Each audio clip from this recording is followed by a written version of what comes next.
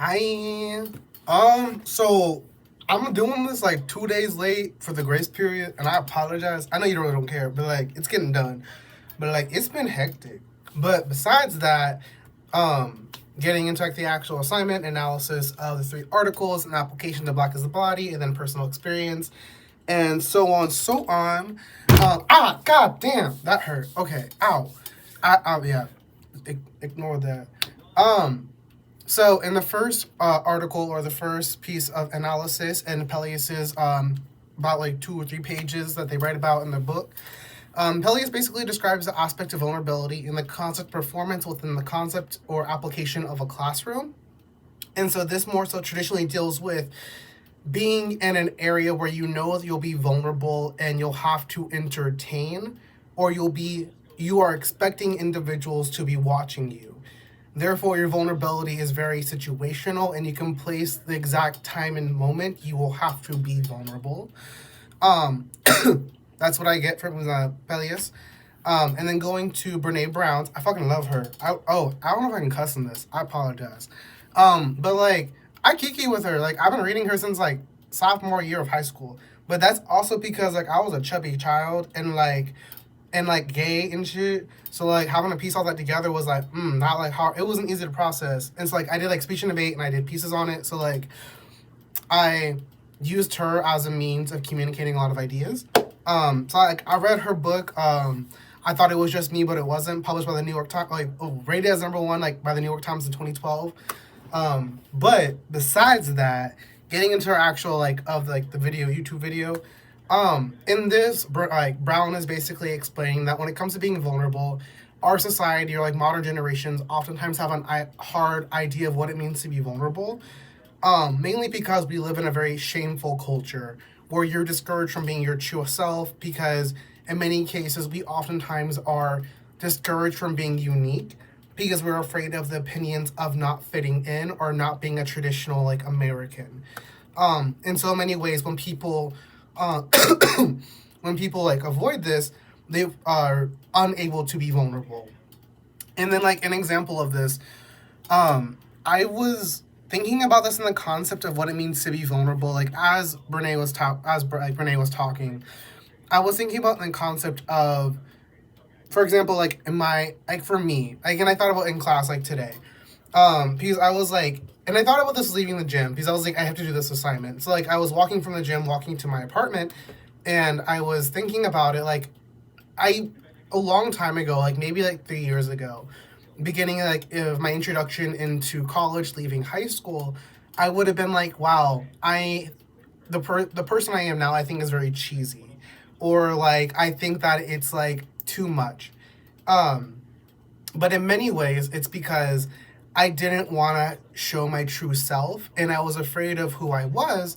And in this process, I've learned that it's okay to be who you are, and that being who you naturally are is one of the most vulnerable things you can do.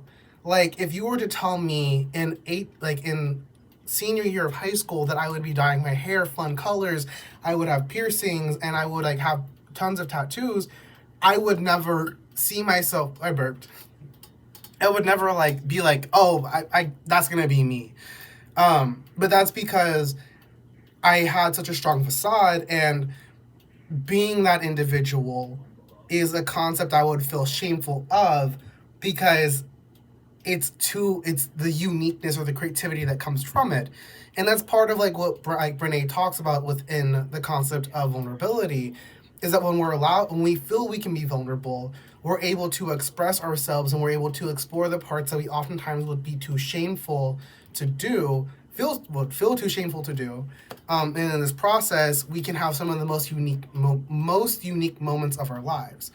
Um, so yeah, and then when we get into Black as the Body, but more so specifically like the podcast interview that Bernard has, in this we are presented more so like with the first-hand analysis of what Bernard was wanting readers to take from her readings, as well as her personal intent when it came to writing it.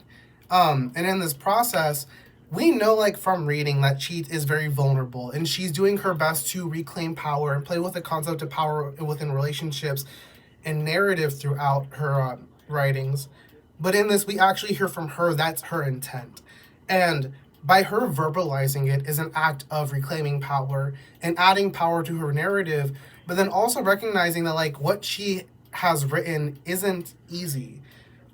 Because many times when it comes to us as individuals who are reading and on looking to someone else's narrative or perspective, a lot of times it's easier to accept what's already been done than to consider the process it took to get there.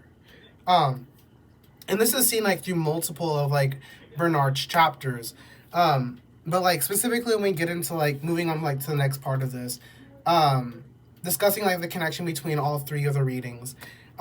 It's very interesting in the concept of vulnerability because me as an individual, I feel like I am very vulnerable in general.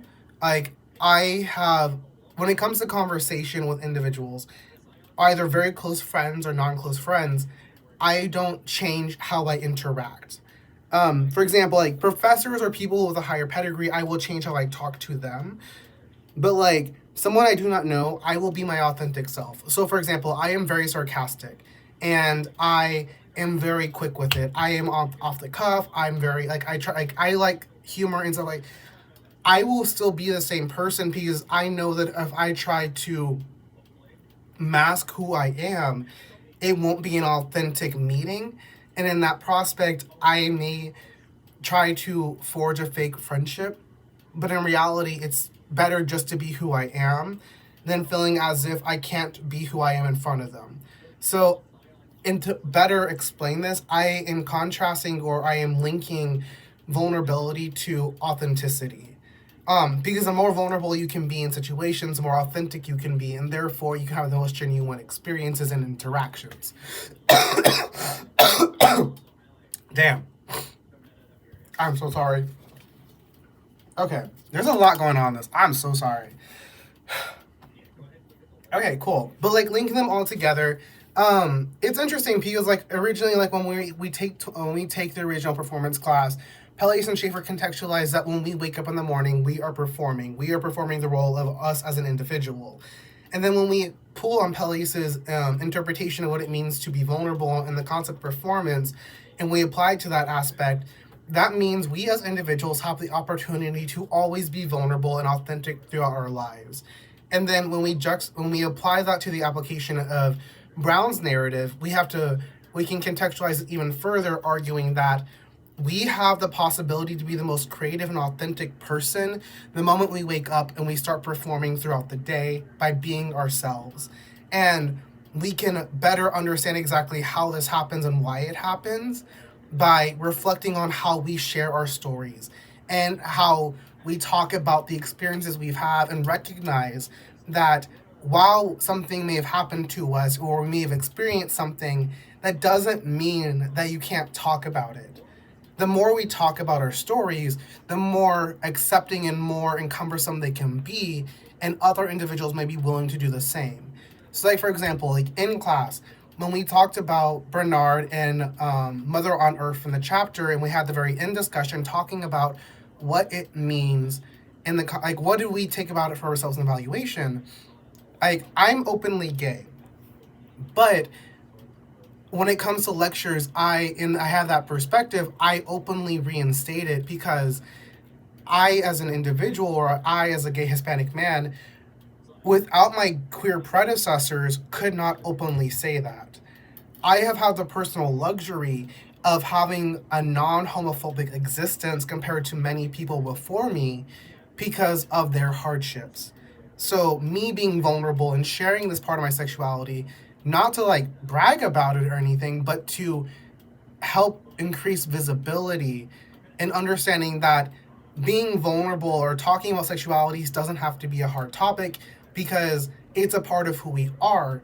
And if that's a part of who you are, it doesn't hurt to include that in conversation, especially if it's applicable and it doesn't deter from what's happening in the conversation at hand.